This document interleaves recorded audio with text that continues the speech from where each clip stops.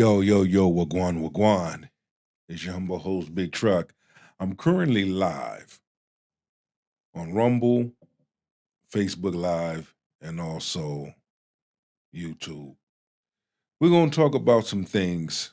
You know how we do men conversations, conversation and reviews. So, shout out to Men at the Table. Really good, deep, dope discussion about men's mental health, tapping into the man's inner thoughts, what the man is thinking, how the men are feeling. And real good one.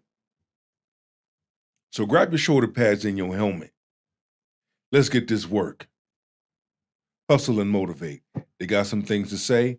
I have some things to say. And then the spirit of the universe is going to take us home. Let's get it.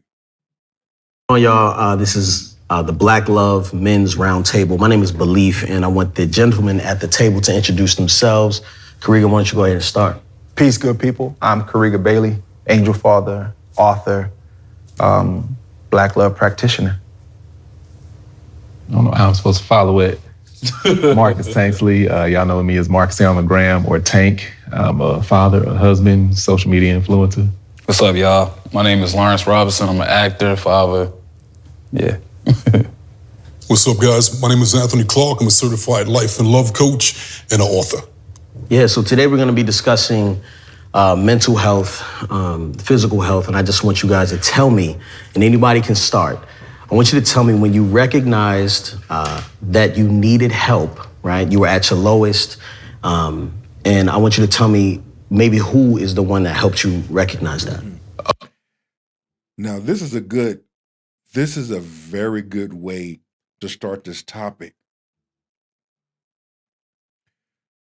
At what point did you say to yourself, you know what? I'm battling some things. I'm carrying things that I don't need to be carrying. At what point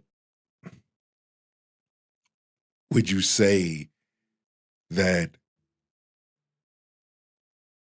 it was very important for you to go get that help? Where were you at in your life? Whether you were in a relationship, whether you were married, whether you were by yourself, at what point would you say that, you know what? I'm tired of getting the same results. I need to do something better. I need to do something different. There's some things within my past that I need to go back and I need to face and I need to heal from. Let me know what you think. I'll go ahead and start. So there was a period of time where, I had moved to California. I'm out here working my way up, corporate ladder. And then my last job that I had, I was striving for a particular position. Really wanted to get there. So I ended up getting this position, and a year before I got this position, my dad passed. So I'm in this position, in a new position, still dealing with that, not really realizing it, on top of being in a position where, up until that point, 18 years before, I was a man. I knew exactly what to do. I'm in this position because of my experience. However, in this particular job, this field, I don't know what's going on. I'm still learning everything. So I'm like green again. I'm like, I ain't been green for 18 years. What is this? So going through that, then I'll fast forward a little bit. I had a conversation one day. I was met a guy who had been in this position for quite some time. I was leaving work, came up on him. I'm like, hey, how's it going? Let me get some feedback from him. At this time, it was probably like 6 months in. Yeah. Maybe a year. And, he's telling me everything about how his day went, how his last couple of weeks have gone, and what the forecast is for the next couple of weeks. And as he's talking, I'm realizing there is no way in hell I'm gonna do this for the rest of my life. There is no way. So coming to that realization in that moment, in that conversation, driving home, having that epiphany, still the lingering effect of losing my dad, And then in the middle of this, we still doing our podcast, me and my wife and everything, vlogging and everything. And I look back, fast forwarding, up until through last year, realized I was extremely depressed. I was going through it. And I thought I was just stressed because of work. Like I lost a whole lot of weight. Yeah. I'm between 220 and 240. Right now I'm like 245. I was down to barely 200 pounds. Mm-hmm. And on my frame, going back and look at it, you can tell like my face is shrunken down. And I told my wife, I was like, I was depressed right here. I was looking at a video. I was like, look at my face. I don't even look healthy. Yeah. And she, they don't see that. They're like, you always look good, babe. Like, man, just shut up. That ain't what I'm talking about. It's amazing how, and as people begin to tap in, the chat room is open. Please leave your message. Put a number 1 in the chat so I know you here. Comment and so forth. But when you begin to hear men open up, especially Black men, it's amazing. It's amazing when you hear the stories and you begin to put yourself in their position.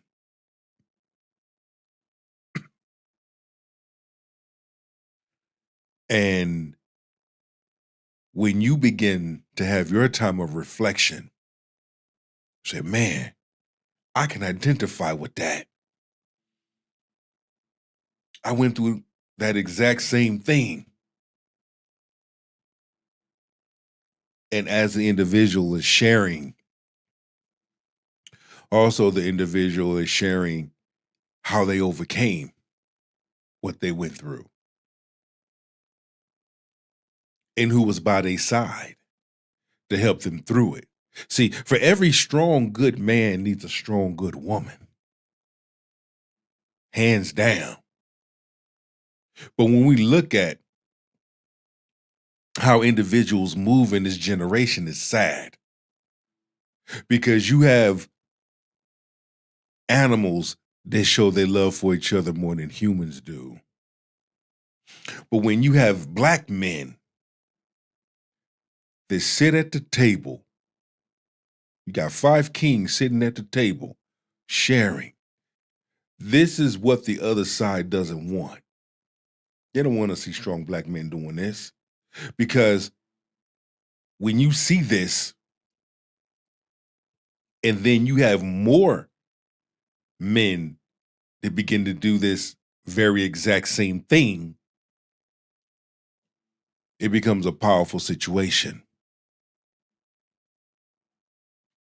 I'm over here, like, look at me right here. So realizing that, it was like, I had that trauma of, it was like almost like a trauma of looking back at the past and was like, dang, I went through that and I didn't even realize it. Was it the fact that it disrupted your purpose? Oh yeah, absolutely. Yeah. So, as a lot of men have this whole mindset, a lot of us, our career is us. That defines us, what we bring to the table. Yeah. Mm-hmm. And me being in this position, money's okay and everything, but being in this, and it's just like, but if I don't want to do this, what am I going to do with my life? Okay. I got a family, I got 4 kids, I got a wife, I got mortgage, I got bills. It's like, I support all of this. My wife is over here, people see her as the mogul. I'm the foundation of that. Like, I'm stable. This is what I do. Yes. I've done this for 20 years. This is me. And this ain't what I want to do. And now it's gone. And my heart is not in it.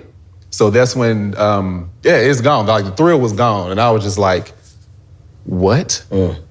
So it was like a hard conversation I had with myself. But then I realized, I hope I'm not fast forwarding it, but I realized every single time I've made an elevation in my career, an elevation in life, God was always the forefront of that. And I realized he always makes me uncomfortable enough to move, so I move myself. Amen. It ain't like I pray for it and God's like, oh. I like it, I like it, I like it, I like it, I like it, I like it, I like it. Sometimes Yeshua HaMashiach will cause some things, will cause some discomfort to take place in your life so that you will be able to move. Some people don't want to move into the next journey in their life because a large number of individuals are comfortable where they at. And Yeshua is saying, no, I have better for you. Okay, you moving too slow. You're not getting it. So let me cause some things to happen. Let me cause some discomfort. Let me cause some things to take place so that you will know who I am and what I'm trying to take you, where I'm trying to take you. Here you go. Yeah. It's like, no, God's like, no, I'm gonna make you uncomfortable enough to where you can do this, you end up doing this yourself. I'm gonna push you out of that place you don't want to be in. And that's what he was doing. And that was what, fast forward now, that's what moved me to retire from my 9-to-5 last year in May and work for me and my wife full time. Yeah. So now self-employed. But I ended up going through all that because I never would have stepped away from my 9-to-5 because that's what I do. You know, that hands-on, I structural and tech, I do all that stuff all day. But did I enjoy it? No, I was just good at it. Yeah. And I received that. I received that. Men, Yeshua is trying to elevate you and take you out of one place so that he can put you in a position to prosper in another. But you're not getting it because you're so comfortable being here. You're so comfortable being in one place. And some will probably say, why is this happening? Okay, let's flip it. Let's go deeper. Why do I keep attracting the same type of woman? Why do I keep going in and out of these relationships? Why am I faced with the same thing? Because Yeshua is trying to get you to look at you. Yeshua is trying to position you, but you're too much in your own way. You need to get out of your way so that Yahweh can get in the way. Okay, you're not hearing him. So guess what? He has to cause some discomfort. He has to rattle some cages enough to get your attention. Rattle the cages long enough, gonna get the attention. Knock on doors long enough, somebody gonna answer. Yeah. Can I just speaking of purpose, right? I just kind of wanted to table it to Anthony because it seems like all the things throughout your life has kind of culminated to the moment where you and your wife got together and now you guys are life coaches, right? It's because you've had a very interesting story. Yeah, you could have life if you want to be a life coach. Exactly. So can you tell me about that point where you kind of reached that low point and you were like, something has to change at this moment? So for me, there were a couple of moments like that in my life. So I had like multiple breakdowns. Well, I like to call them catharsis that I went through. The first one was I moved to California, I played sports, and I moved from Brooklyn to California to go to college at 17. And immediately I met my college girlfriend. And we moved in together, and I saw that we weren't compatible, but I stuck with it anyway. But we started fighting like cats and dogs. We're both stubborn.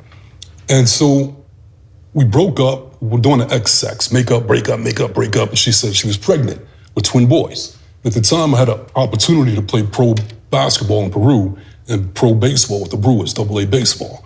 So I was ready to go to camp, and she comes back and goes, I'm pregnant. And even though we weren't connected, my father wasn't there for me. So I'm like, I'm always gonna be there for my kids, even though I feel like I shouldn't be with her. So I married her anyway. So in the process, I had to give up the sports because she needed help right then and there, so I couldn't report to camp. So to make a long story short, I married her. The twins were born, named after me. The first 3 years, we just fought, me and her, like still like cats and dogs, and it just hit rock bottom. It was like, this ain't gonna work. Then I found out that I wasn't. As we begin to listen to these men share, I want you to sit back and put yourself in their position. At what point you realize that it's time for change? It's time for you to have a meeting with yourself. It's time for you to get down to the root of it all. At what point, what had to happen in order for you as a man to see what it is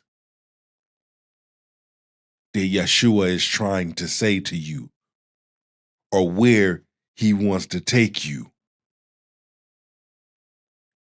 Oftentimes we get in our own way and we block our own blessings. You know, it's a proven fact. But at what point do you say, you know what? I need to relook this. I need to change this. I need to release this. The biological father after all of that. So here I am in my 20s, like 21, 23 at the time. Lost a marriage, athletic career, my whole future. So it was like rock bottom. Yeah. I even thought about killing myself at different points. But then my spirit was like, you know what? This could be a blessing. This could be an opportunity for you. But in order for you to take advantage of it, you got to get your shit together. You got to stop blaming everybody else and start looking at yourself. Yeah. I can agree. For me,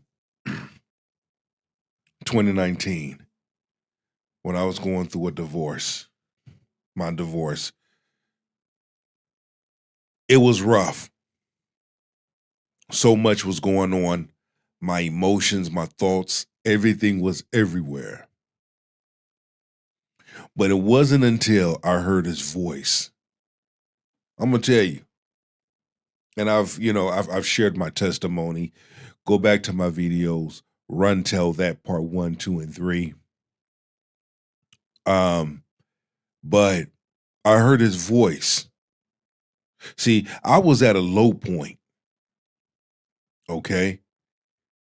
Those that know me know if I'm in a relationship with you, I'm with you. I don't believe in cheating. I don't believe in dipping out. I don't believe in lane switching. But of course, there were some things that I had to deal with, that I had to face regarding my childhood, regarding my past. See, oftentimes, and a large number of men and women do this, they mask their past. The things that they've experienced, that they know, those traumas, those triggers, they know that they have to deal with that. They know that they have to face that. But what they do is they mask it so that they don't have to deal with it, so they don't have to face it. But all it takes is someone or a situation to expose that, to open up that portal, to open up that door. That's why they always tell you, if you have unfinished business with your past, it is not best to get into a relationship or marry someone. Because if you ain't dealt with your past, it will show up at different parts of your life, whether it be your social life or your love life. And who gets hurt behind it? The person that you're hurting. Because hurt people will hurt others. Pay attention. And so I started doing my inner work. Okay, so what does that look like? Because a lot of people say inner work, but I don't know what be working in her. You know what I'm saying? You got to tell me what that means. My inner work was to be honest with myself and to look at how I was, how I thought, and to start questioning. Is this really benefiting me? Why am I being like this? Why do I act like this? And the tendency for a lot of people is to be like, well, that's just the way I am. But I knew if I stay the way I am, I'm not gonna get to where I wanna be. Amen. So I always say, like, to go there, you gotta grow there. You're on this level, you're always trying to get to high levels of understanding, enlightenment, wealth, you name it. So how are you gonna get to those other levels? They ain't gonna come to you gotta go to it. So I gotta expand and get out of my old way of thinking and being. And so I recreated myself. And I describe it like, and this connects to even a second trauma, so I'm gonna combine them together. My dad will always tell me, son, you have to reinvent yourself. And what I did in 2019 was I need to go back and have a conversation with my mother. In order for me to fully heal, now, again, let me back up. I almost lost my life in 2020 in 2015. Okay? I was rear-ended coming home from work. My vehicle, my Suburban, flipped 4 times on the 60 freeway before hitting the center divider. So again, when that right there was enough because I had to ride the bench. I had to sit down. And during that time, Elohim had to work on me. He had to work on me. But yet, moving forward,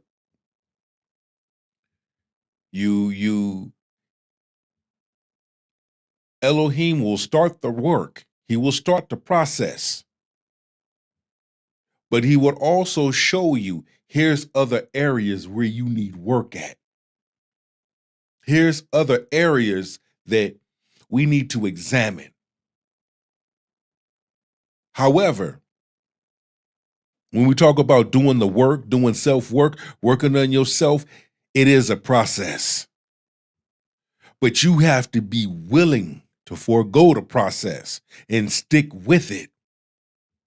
Not do a little bit here, a little bit there, and then mask up the rest and throw it in the closet. But when life happens,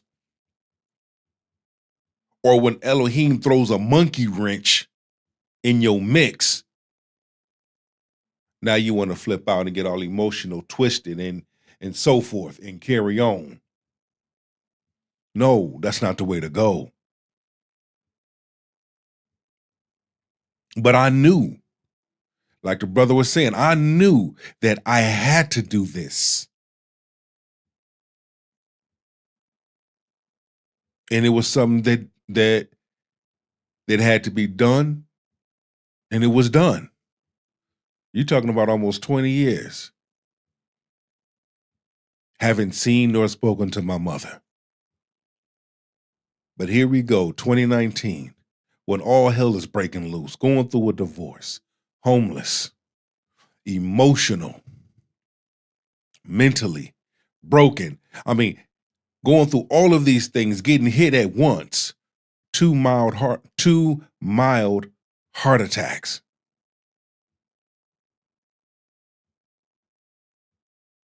So going through all of these things, but still had to go to work. Still had to survive. But I'm gonna tell you something. When I heard his voice, he said, will you trust me?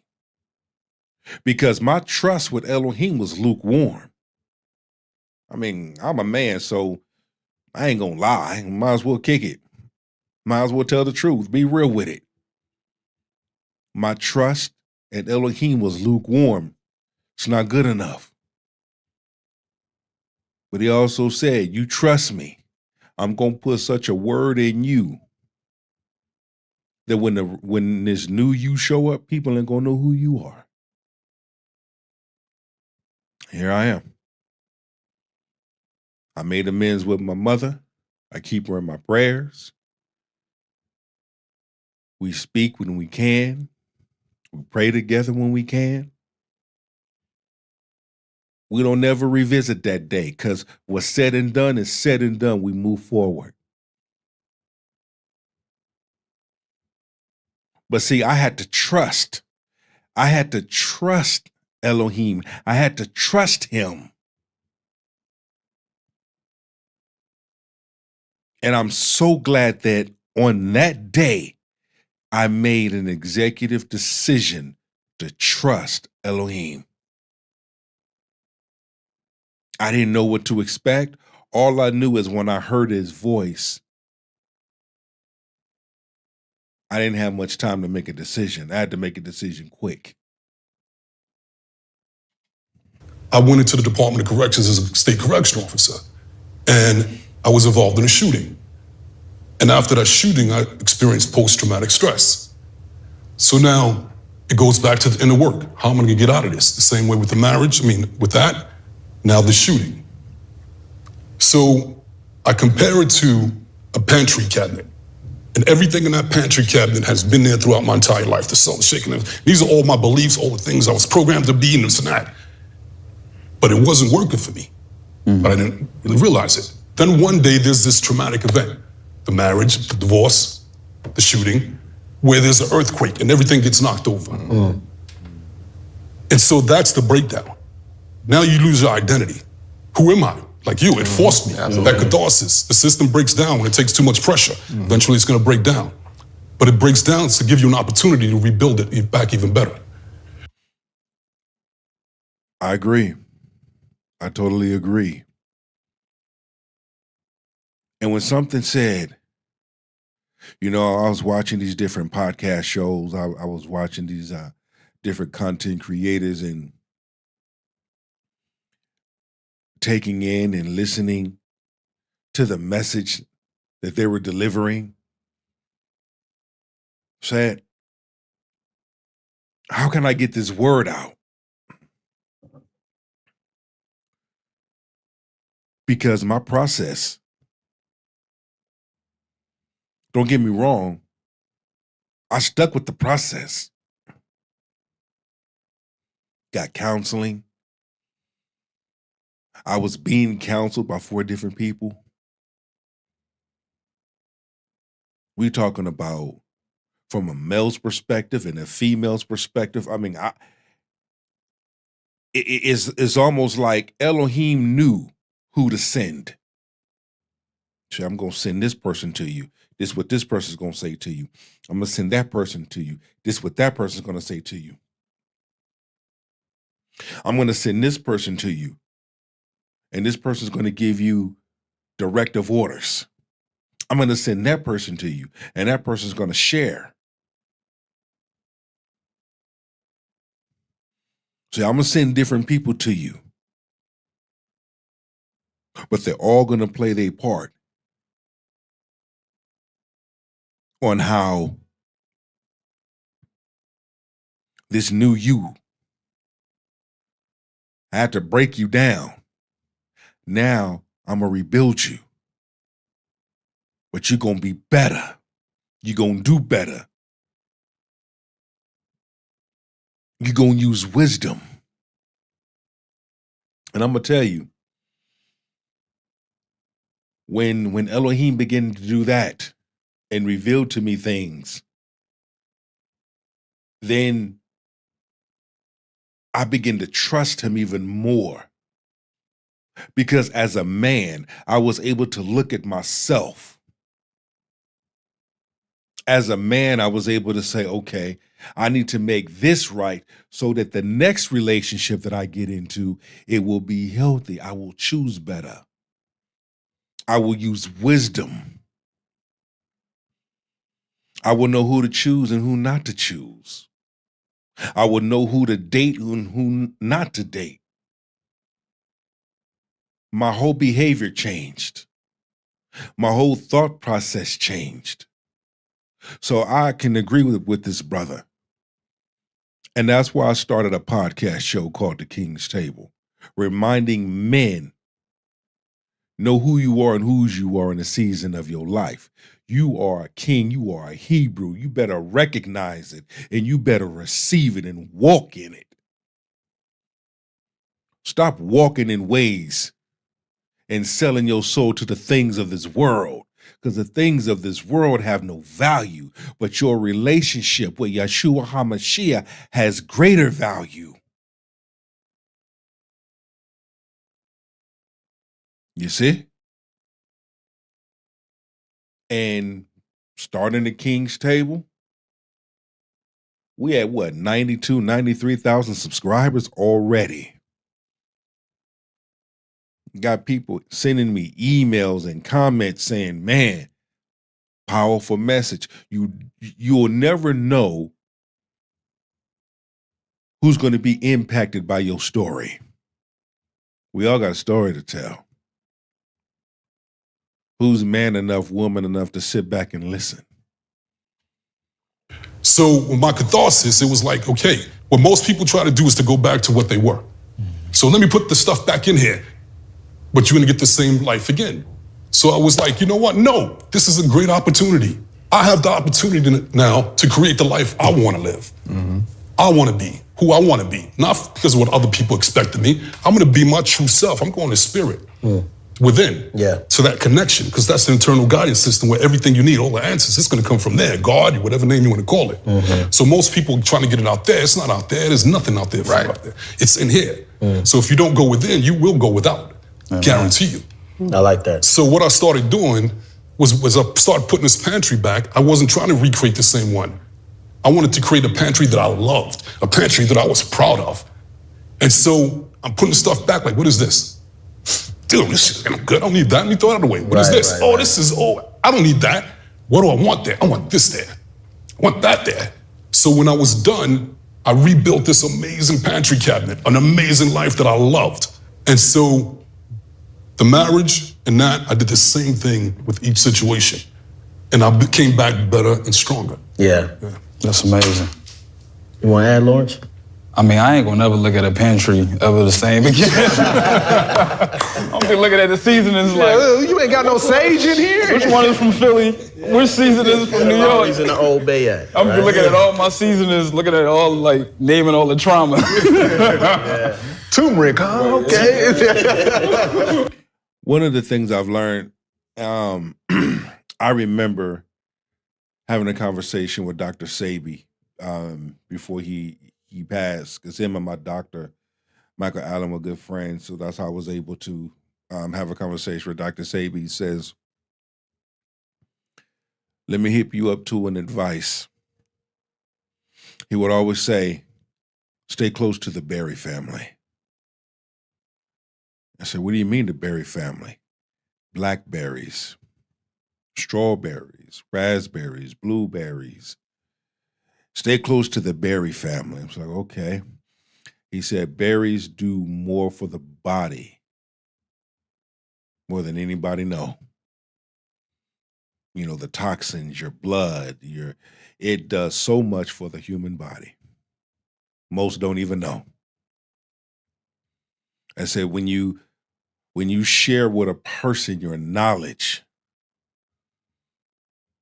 you know, either they will take that or they won't.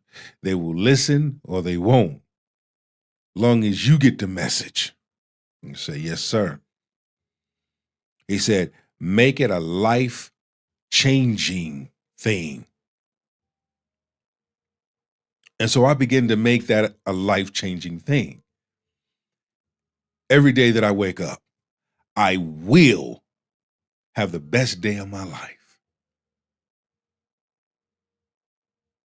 I know who I am and whose I am. You see? One of the many things I enjoyed being able to bless the field before I take the field on game day. When I walk into that arena and hearing the crowd and the fans cheer my name, truck, number 90. Heck yeah, that's a great feeling. Being able to do things in the community, especially for the kids, that is an amazing feeling. Because on the field, I'm a beast. Those know me know if my mother stepped on that field and she wearing a different color jersey, she gonna get it. 187 till the whistle blows. But one thing about playing professional football has taught me how to be how to be a leader, how to work with your brothers. Life or death, we're going to go through it together. How to take executive orders and see those orders through. Off the field, I'm a dental giant. Off the field, I love to laugh and have fun. I'm a different individual off the field than who I am on the field. And those that know me know.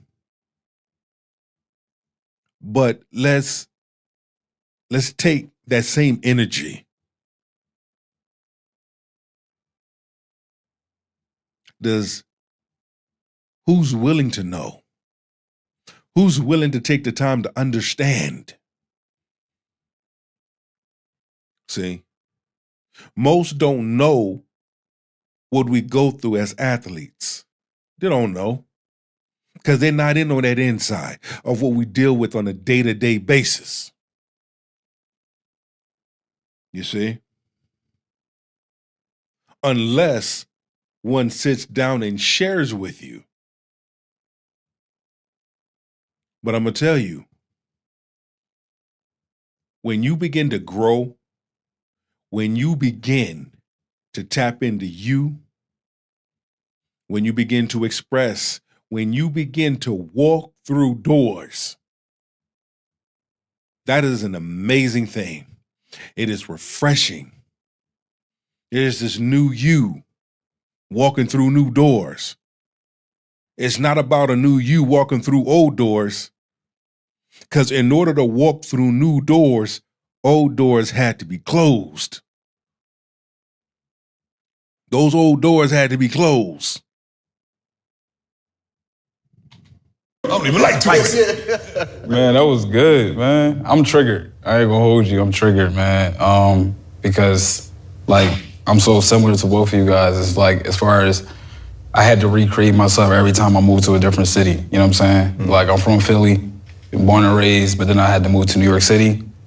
You gotta recreate yourself, but you gonna go home. Yeah. You know what I'm saying? Then moving to LA, it was the same thing. And what was really hard for me was, you know, being a full-time actor and believing that this is what I wanted to do with myself and it was my dream.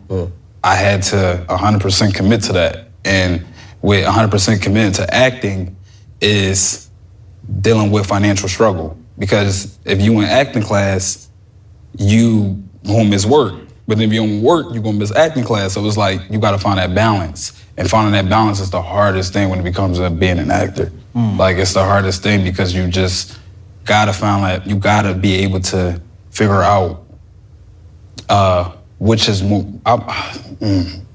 it's like I wanna say what is more important. Yeah, what is more important at the time. Mm-hmm. And I can agree with where he's going with it. Gotta have a balance. In the comment, let me know. Answer this question. At what point in your life did you have to discover that you needed balance that you didn't have before? And because you've created that balance, how has that worked for you? Please drop it in the comment. Let me know. Let your soul speak. Your boy Big Truck want to know. For me, was, no, I can't play football forever, but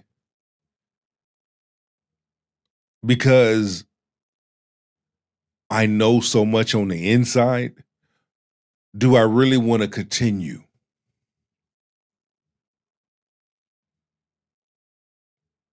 It's okay if I don't want to continue and shift gears. You see, that's a hard decision to make. You got to have balance. Or working in corrections and you get the mandates and, you know, the mandates is killing you. Okay, there needs to be a balance. I can stay here and deal with it, or do I shift gears a little bit?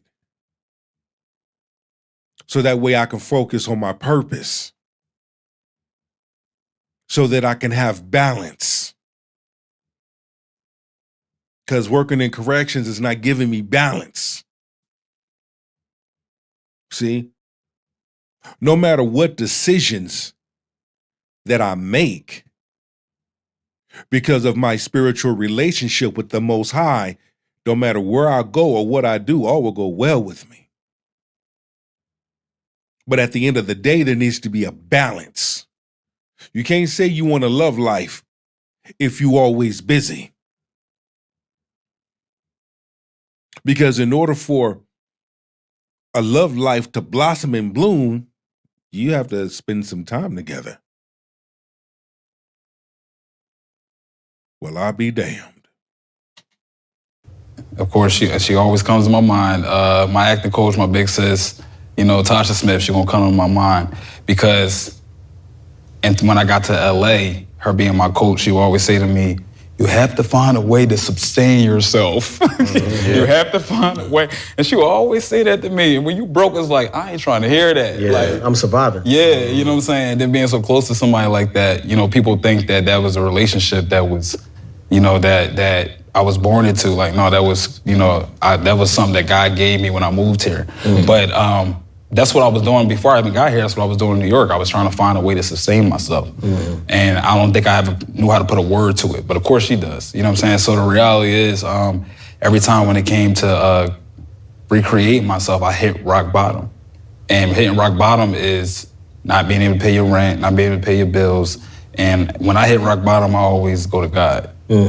I go to God. But I never learned how to go to God until I moved to LA and I went to One Church LA with Sarah Jakes Roberts and Torrey Roberts. That's when I learned, it was just different going to that church. That church showed me. I remember when, years ago, I used to go to Debbie Allen's theater class in LA, right there off of Jefferson. And she used to always say, you always running around. You can't sit still for nothing.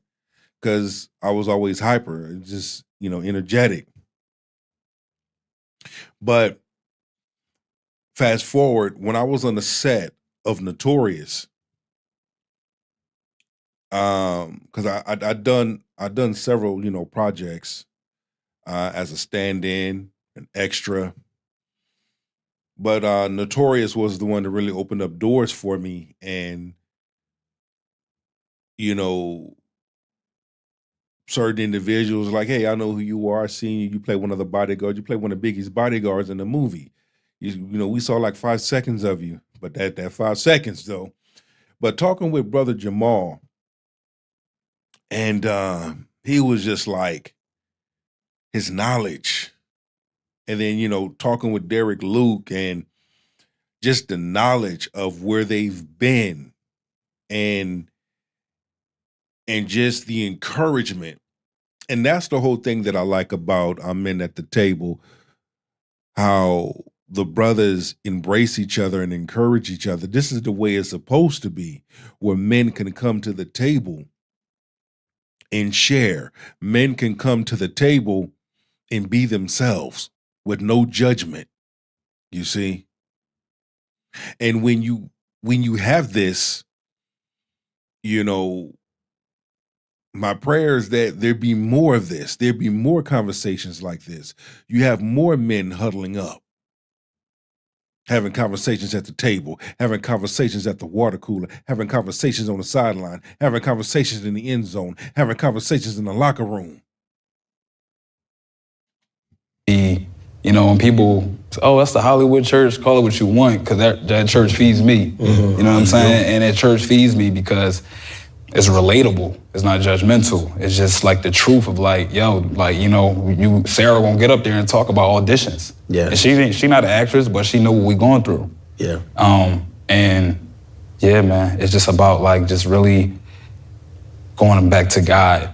That's always where I lead. That's always where I go. And I think it's something beautiful about being able to lean on a community. You know what I'm saying? Yeah. And I know, Kariga, you one of them people that'll call me, and even if I don't answer, like, I'm like, man, you know what I'm saying? Like, I know you're calling me to a community and pulling me to a place where you believe better, right? You know, about the people that you interact with. But I think it's because, and you could correct me if I'm wrong, but your foundation, you know, with your family and having such a close-knit community with your brothers, and now, you know, to see how you and your wife, you know what I mean, collaborating the music and all this stuff. Can you add to this conversation? Yeah, I'm listening deeply, processing, and I'm looking at like men on different intersections of life that I'm at. So I'm grateful for the conversation, but I'm also assessing myself within the cipher. And when he started talking about that pantry, I was like, what made him choose the pantry? That's such an interesting place, right? And I do exercise of taking inventory, but my wife would love for me to take better care of the pantry, right? I know it, and I try. But it really made me look at him on an intersection like, damn, homie taking care of the pantry. At least the pantry's organized. Figuratively and literally though, but like living in the partnership. And that place in life, Marcus, when you're talking about like, you know, being in a career, X amount of years and just looking at it like, yo, it's different now. Or whether recreating yourself and finding that rock bottom and evolving and finding that rock bottom and finding God. And I'm listening to the conversation and the question, and I'm trying to ask myself like, damn, when is it? When was it? Where am I now? Yeah. Right? I'm certainly in a mind state of abundance. I'm not at rock bottom, but the blows that took me to the deepest waters. We've all had some blows that has taken us to some deep places. Whatever those blows may be, but it was those blows that took us to a place. And it gave us a hard reality check. It allowed us to look at ourselves. And oftentimes as men, we have to be willing to take inventory. We have to be willing to take self-inventory. We have to be willing to assess the situation. We have to be willing to look into things instead of looking at things. You see me? We have to be willing to identify the things that is, and then ask ourselves, how can we correct it? How can I correct it? What can I do to put myself in a better position so that Elohim can give me that key that I need to unlock that door and open it and walk through it into my purpose. I'm tired of waking up to the same things. I'm tired of doing the same things. I'm tired of hanging around the same people. What needs to happen? And how and when it's going to happen? So that I can have reassurance and to know that Yeshua HaMashiach, the living Messiah, will give me the keys that I need to unlock this door so I can walk into my purpose. It almost felt like I could not find rock bottom. Rock bottom would have been stable ground. Wow. That's deep. Rock bottom would have been a certain turning point. I've been in the open. I've been in the deep waters, posturing myself for seeing different, seeing abundance, like training my mind to be the first mind that sees abundance and calls abundance rather than being the first voice that creates doubt. But the doubts come from lived experiences. The doubts come from, losing my brother in 2014. gun violence, and the way that the way that it exists around us so much. Yeah. But my intersection of life is I'm not far from it.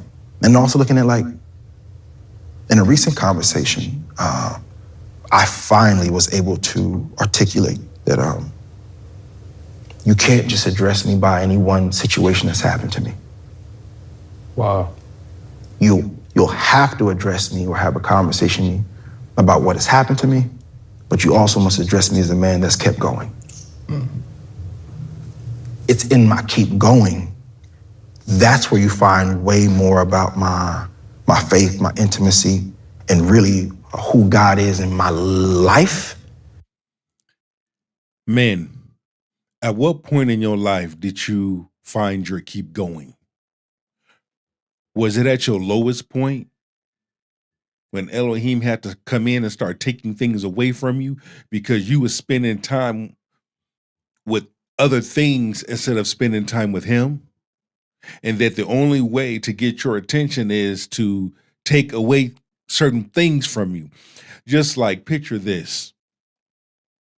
You're a little kid, right? Like 5 years old. You like to play with your toys. Your parents tell you, go wash your hands and get ready for dinner.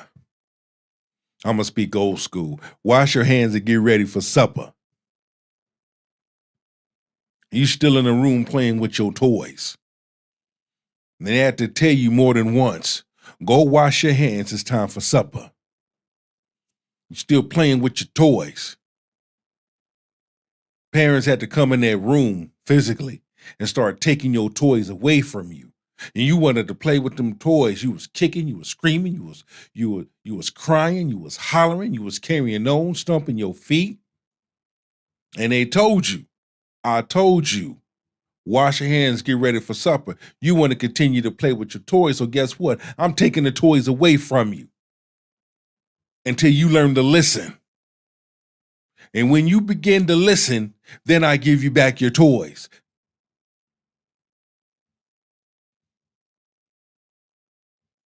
I bet you learned today.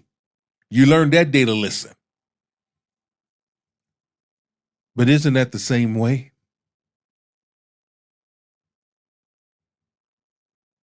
Elohim kept telling you, he kept talking to you, trying to get your attention. But you kept avoiding him. You're not listening. So guess what? He had to take your toys away from you. So now you can listen to him. He's trying to tell you something. He's trying to told you something. And you ain't listening.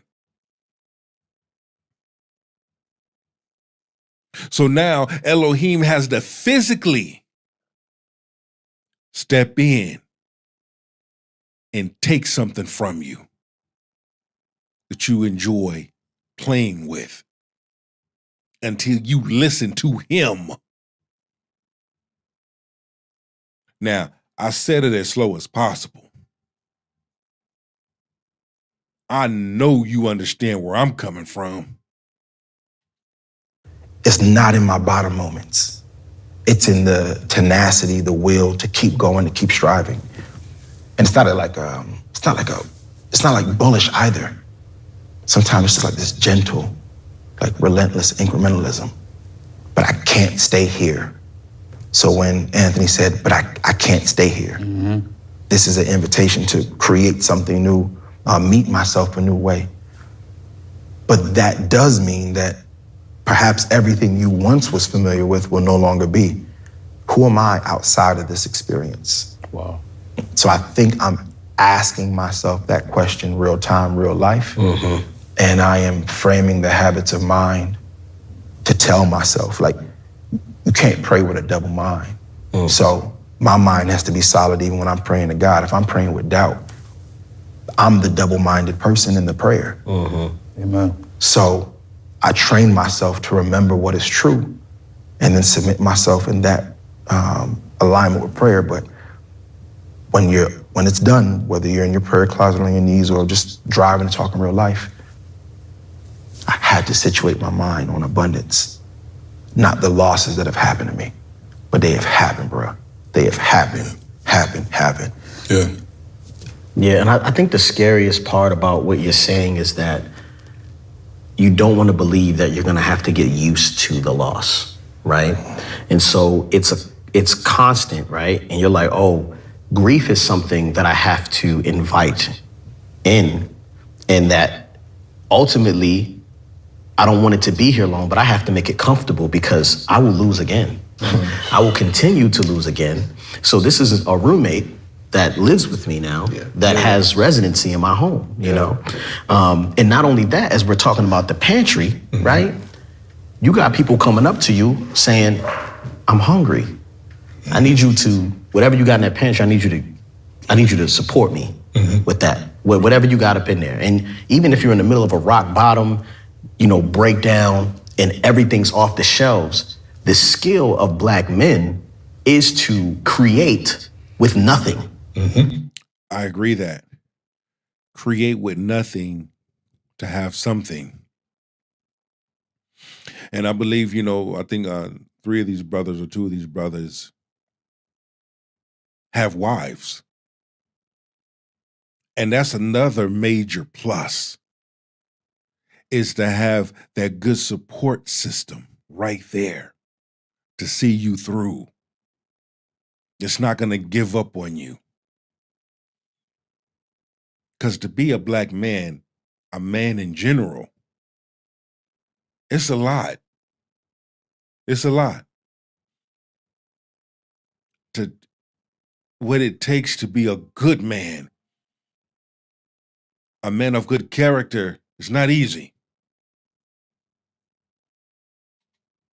We have nothing in the pantry, yet we're still supposed to provide and fight against all of the external things that are coming at us. You know what I'm saying?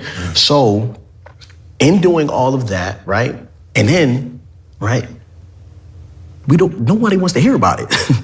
We don't want to hear you complain. That's inconvenient. Give me what I asked for. And I'm not saying that is the majority of our relationships, but we are not cared for, right? Therefore, we don't know to care for ourselves well. I was just thinking that. Right. You're saying like we're not cared for, but sometimes I feel like we put more on ourselves than others do. Right. All we're seeing is that we are here to produce something, right? We are what we do. And so when you have your foundation shaken, you have your identity and your purpose moved, that place looks like depression. And that is what I'm saying is like, it's okay. You know what I'm saying? Like, I need everyone to know that it's okay, right? To be at the lowest point and just sit, you know? I look back in my childhood. Because even when you're at your lowest point, you will find a way to, let me rephrase that. Being at your lowest point, so many things you will learn that you didn't learn before. Certain things you didn't know that you will begin to know. Okay? And also being at your lowest point teaches you how to move when all hell is breaking loose. Because some don't know how to move when all hell is breaking loose. You know, I just had a coach recently transitioned, you know, Jim Richardson. And I'm going to tell you something, he was an amazing track coach, you know. But one of the, he's always said many things and done many things. But it was the things that he highlighted. Always be your best. Always do your best. Never give up. Find a way. Learn how to be on time. Learn how to be where you need to be at all times. And it took me back, because when I was at Hardin-Simmons University, my coach and both my coaches who I love, one transitioned, one is still with us. You know, Jamie Keeling is still with us, and, you know, Coach Sam Shields, you know, transitioned. But both of the coaches would always say, do your best. Do your best. You will be great. There's no I hope. There's no I think. Know it, don't know it. Pick one. They knew it. They made sure that we knew it too. Sometimes you don't never understand one's method of doing things. But down the road, you'll begin to understand why they did what they did, why they said what they said, and how they said it. And all the traumas and all the deaths, and the fact that I didn't expect to live to be 17 growing up in Brooklyn. I'm just same drama, chaos, broken heart, kids lost, the shootings, this. If you could change any of that, I would not change any of it, because it made me who I am. Yep. My childhood wasn't so bright. The things that took place in my childhood, I don't take it for granted. I'm glad I experienced them things because it made me who I am. You see? And I'm able to be in a better position. It's like Elohim keep putting me in a better position that moves me closer to my purpose, that moves me closer to what it is that he wants me to do, not what I want to do, but what he wants me to do and serve. He said, no, there's a lot of broken men out there. They need to hear your word. They need to hear they need to hear your testimony. There's a lot of hurt, broken men out there. There's a lot of men that are carrying stuff, and you need to tell those men to stop carrying things. Start releasing so that you can start increasing. Encourage those men. Men need encouraging.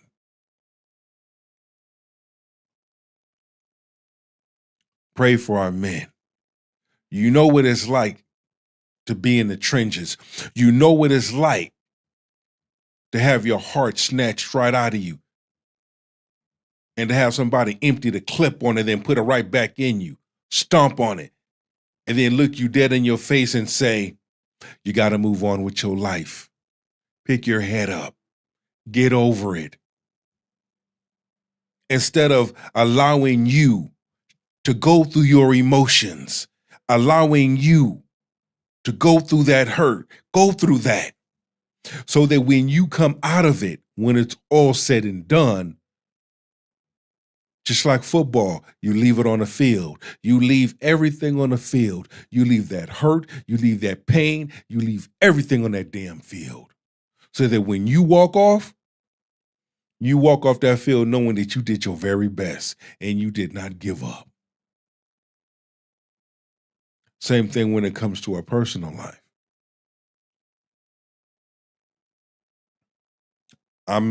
I give thanks to the Heavenly Father that I'm here, that I survived that accident in 2015 that was supposed to take me out.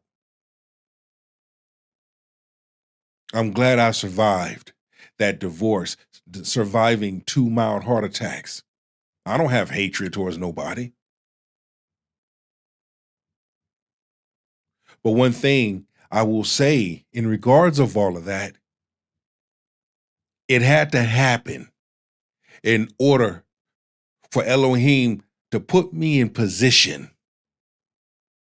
It had to happen. I'm glad it happened. The reason why I'm glad is because I'm able to see myself. I'm able to see where I've been. I'm able to see how much I've grown. I'm able to see the transition. I'm able now to have reassurance of where I'm going. Okay, I'm gonna let that marinate. And in life, you're gonna have, that's part of life. Nobody's gonna come to life and have everything perfect. Right. So you're gonna have challenges. And it's how you overcome those challenges, and what's gonna make the difference is your perspective on it. And so the life that I live now, I love the life that I live now. But it's because those experiences, those traumas, those negative experiences, those curses, I turned them into blessings. And when you change the way you look at things, the things you look at change. And so it all comes from perspective. Wow. How are we changing our perspectives, though? Right? Is it a choice? Like, is this something that we are hypnotizing ourselves? Are we doing daily affirmations? Like, is it? One thing that I always I read this it was years ago, but it's the saying: pain is inevitable, misery is optional. So I can choose to dwell in this, and some people need to. Maybe you need to sit there and take it in and realize where you're at, but you have to keep going. And that's where the misery will come in. If I also believe that a large number of individuals tell you, get over it, move on with your life, instead of don't waddle in it, instead of you just sitting there by yourself and waddle in it and take it all in. It's okay to do that. That way, now you're able to look at, okay, this is where I can see where I went wrong. Let me correct it. Let me try to look at things from a different perspective. Maybe I'm missing something. So it's okay to do that. Oftentimes, society and individuals will tell you to get over it, stop waddling in it, stop soaking in it. No, sometimes certain things you need to soak in it. You need to take it all in. I mean, at the end of it all, we all know that you're going to move forward with your life. We get that part. That's going to be done. But you got to go through that period. That might be a period that Yeshua says, I want you to sit still. And I'm going to need you to take all this in. See, I take tragedies, I take problems, I take situations and turn them into blessings. Do I expect every man to do what I do? No, because every man is different. But playing professional football teaches you a whole lot. It teaches you how to move. It teaches you how to handle things. Working in corrections, it teaches you how to deal with people. It teaches you how to handle certain things in situations to where you don't need to crack under pressure. You don't need to run around like a chicken with your head cut off. You can make an executive decision and still have your head on straight. You can move strategically and calmly without running all over the place. If you're in that point longer than what you need to be, and it's like you talk about like falling or hitting rock bottom. Physically, if you jump from that ledge and jump down, there's going to be a period of time where your legs grab you, and then you're eventually going to have to come back up. You can't sit in that squat position forever. Right. And it's that dealing with that, being in that moment of, all right, this is where it's at, this is awful, and then figuring out how to stand back up and climb back up the steps. Yeah. How we do that, amazingly as Black men, is like we are the best at doing that. Because it's like, we talk about, mental health and everything, and wanting to reach out for help or not knowing to reach out for help. And it's just like, maybe you're shunned upon. Oh, you seeking help, you going to therapy. It's like, if you broke your leg, you're gonna walk around with a broken leg, or you're gonna go to the doctor and get a crutch and get a cast. And this is like, as Black men, some of us are born injured, mentally. Living in the United States, that's an injury already coming out of the blocks. So it's like, there's nothing wrong with seeking that help or constantly studying yourself. Right now, I feel like I'm great, but are there some things that I could work on to help me better? You talked about, coming out stronger. It's like when you tear something, you break a bone, a lot of times the bone heals stronger, but you gotta let it heal. You gotta get help for that healing to happen. I'm gonna go out on a limb with this one. And I'm going to say a large number of men and women need therapy. And if therapy is available or provided to you, take advantage of it. But you have to be willing to acknowledge there is a problem, there is an issue, there is something going on with you. You have to be willing to admit that. You have to be willing to acknowledge that first and foremost, and then go seek the help. I'm so thankful and grateful for my god brother, Bishop Jarvis Hines, and my spiritual mother, Mama Lakey, because receiving counseling from a male's perspective and a woman's perspective at once really, really helped me a whole lot. Because those two allowed me to see things that I didn't even see within myself. Hey, this is what you're doing. This is what we see. This is how you can correct it, so that the better version of yourself will be seen by many.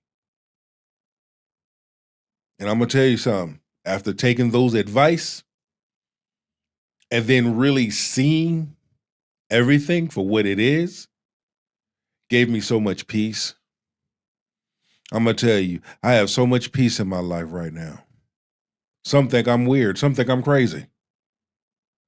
Chaos can be going on. I'm still moving around calmly because I have peace. I already know what's going to be. I already know how it's going to go. And I'm okay.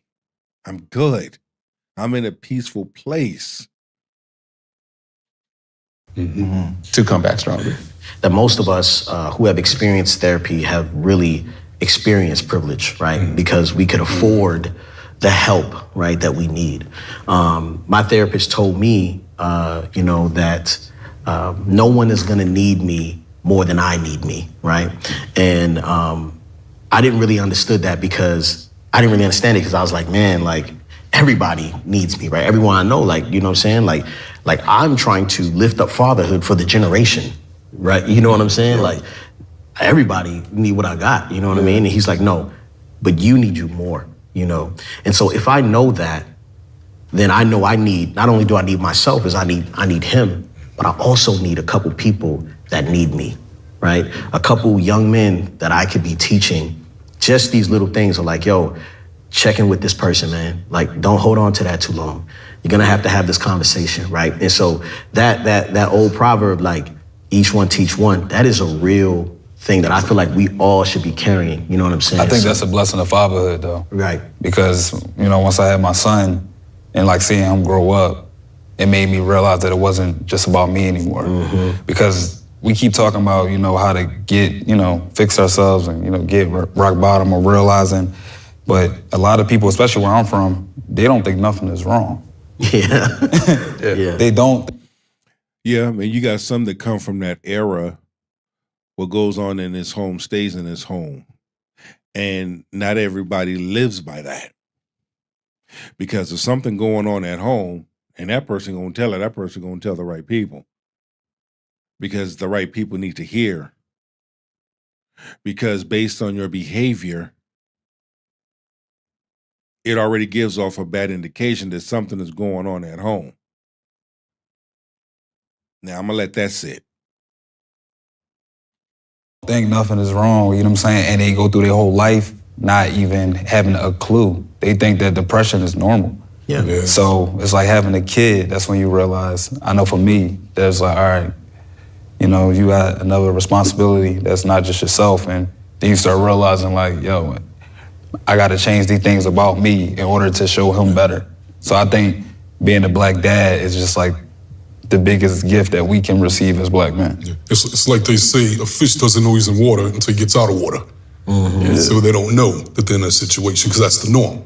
Right. And that's been the father's norm in generation. Again, and he's right.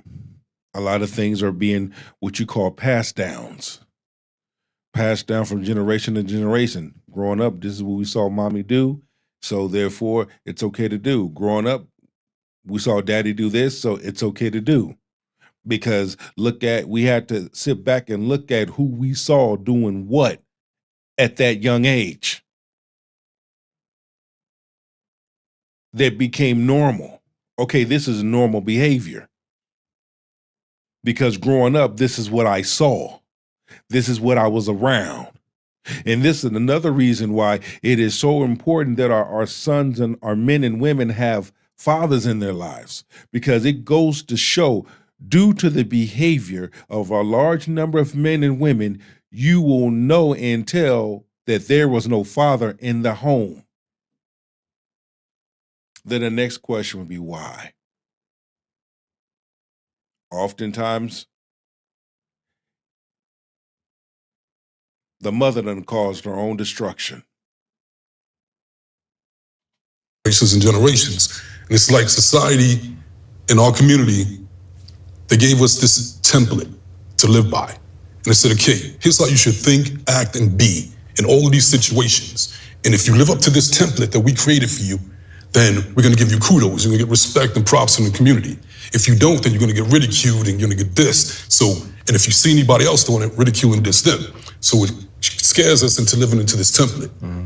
But that template doesn't serve us. The template actually works against us. Yeah. And so the key is for us to break that template and go, I'm not living by the template. It goes back to the pantry. Yeah. I'm gonna recreate it, my own template, and not get stuck in this. The other part that youngsters need to hear in the game is it's all temporary. The naysayers are temporary, right? The template is temporary, the naysayers are temporary, the props are temporary, the kudos are temporary. Right. It's all temporary because you can't do all your growth in that one setting, right? You'll have to experience the discomfort of newness or trying again.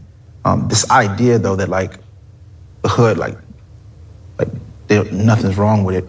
I think it's I think innately every human being knows something is wrong with it. Yeah, I agree. I wonder what happens to our thinking when we don't think we have the capacity to change it, right? Because if we're really talking and being honest, we're really around the construct of whatever ails us, but let's just say the violence. With all my might, love, and heart, I can say something from the depths of my heart, and it does not solve the problem grand scale. It may make a difference in that instance. Yeah. Now, that's where the each one teach one comes, right? But we have to be as persistent about creating the world we desire as the problem is persistent about existing. So this conversation is one iteration. We need another one that's happening right on the corner. We need another one that's happening in Philly or whatever, right? Yeah. We need these things to happen inside these spaces and outside these spaces.